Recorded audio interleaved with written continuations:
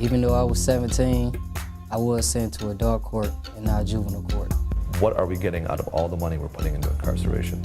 When young people are tried in adult court, they become almost better criminals. You have two systems of justice.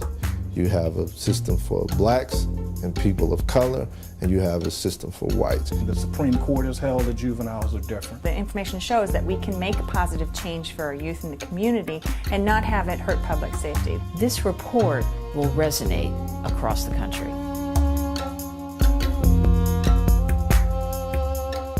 In 2005, the Illinois legislature repealed part of the law which said that kids 15 and 16 years old charged with drugs within 1,000 feet of a school or public housing were going to be automatically transferred to the adult court system. After 2005, we looked at 2 years of what happened to kids that were transferred to adult court to determine what kind of impact this change in law had.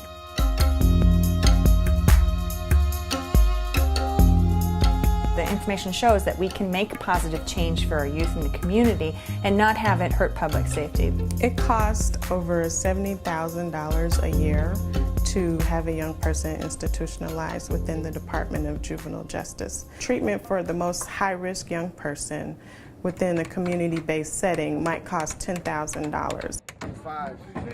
Inside of jail, they only learn how to be better at being bad. Out here, they're learning how to be better at being who they are by getting a skill in their lives and getting out there and doing something like building a home. It is not only less expensive to keep youth in their own community when they've committed a crime and need either sanctioning or treatment, it's more effective. It reduces recidivism rates and it saves money, and it makes the youth's opportunities better and the community safer. Even though I was 17, I was sent to adult court and not juvenile court. I did 2.5 years. So I recently just got out and really didn't have no income, no nothing. I heard they give education because I didn't finish high school. So I heard they give education and pay at the same time, so I couldn't beat that.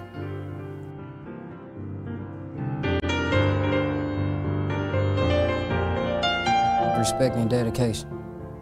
They gave me all that, helped me out, and it's gonna take me far. I feel it in my heart, it will.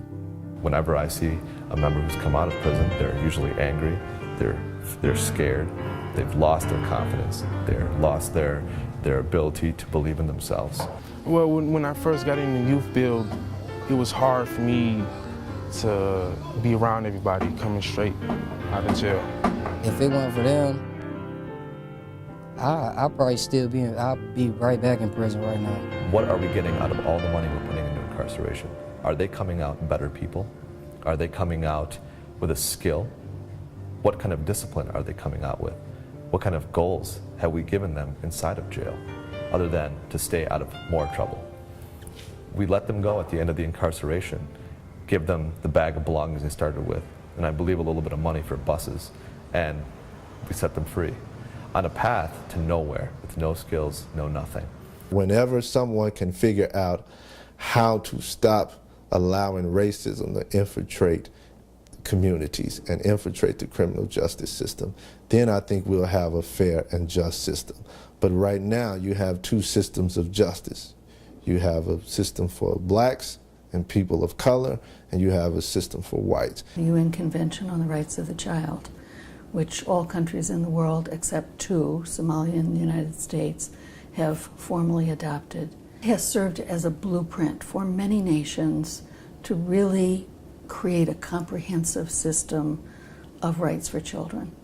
The convention provides that loss of liberty has to be the last resort in the justice system. There has to be an intentional examination of each child and whether or not the child's circumstances are so serious that the child has to lose his or her liberty for a period of time. But if there are other alternatives to incarceration or secure confinement, those have to be tried first. The adult criminal justice system is primarily concerned with punishment. It's looking at retribution for victims, and it's looking at incapacitation of offenders. The juvenile justice system is not primarily concerned with either retribution or incapacitation, but rather is mostly concerned with rehabilitating juvenile offenders. It is also concerned with promoting public safety and in holding juveniles accountable. What we're saying is look at each child as an individual. Provide individual attention to what this child did and the circumstances in which this child is being raised and the community in which this child is living, and then fashion an appropriate remedy that could deal with some punishment, some rehabilitation, some counseling, so that both the child is held accountable and the community is protected. You go back to the 80s, the reason why we had automatic transfers in the first place, we reacted, quite frankly, to a lot of gang crimes where youth committed horrible crimes. It got a lot of publicity, and rather than treat them as juveniles, the public and the prosecutors demanded that they be transferred. But we did it in a ham-handed way. We had automatic transfers rather than have each individual judge make a decision. The repeal of the automatic drug transfers actually had a significant impact for kids of color in Cook County. Because of the way the law was structured, most of the kids that had ever been tried and automatically transferred to the adult court system, they were African American and Latino youth. There was no decrease in public safety in terms of there weren't a lot more kids out there trying to commit more crimes during this time period. It was fine, and it was actually a good thing to bring them back to the juvenile court. If we want to take this individual and at the end of the day we want a productive citizen, then we need to do the things that are going to build on that rather than just processing that individual. When young people are tried in adult court, they become almost better criminals, and so they're almost more likely to reoffend than had they been tried in juvenile court. And when they are processed through juvenile court, they're receiving those community-based services that will most likely prevent recidivism and keep them out of the system and keep them from reoffending. The Supreme Court has held that juveniles are different. The science says that juveniles are different. And the evidence states that children are different. So we need to deal with them in an environment that recognizes that. The John D. and Catherine T. MacArthur Foundation did a survey recently and looked at an oversampling of Illinois residents, showing that 8 out of 10 would prefer to have community-based services over incarceration for youth.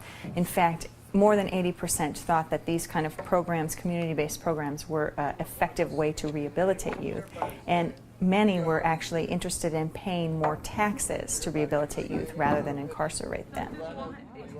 If we kept the kids in juvenile courts and through the juvenile system, and we provide the services and we put the resources in there and spend the money on the front end as opposed to spending it on the institution end, that we would do a marvelous job. That's our main goal, and that's why the whole Juvenile Court Act was created in the first place, is so that juveniles could understand what they did wrong, give back to the community, and then come back and become productive citizens.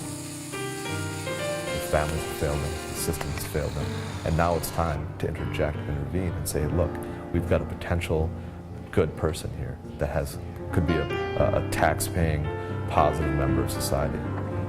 By stripping them away from that and putting them in jail and then sending them out, they immediately believe that they're now part of the other system, the link card system, the welfare system, and that's where they end up going. Being in school and being a part of this is good, because I'm not on streets. I'm not doing nothing. Here I got something to do every morning, every day. And it's fun. I feel like I'm doing something with my life. Going to school every day. It feels good. It feels really good coming out of here, learning everything, and just seeing what I'm doing. Look at these houses I'm building. We're building them.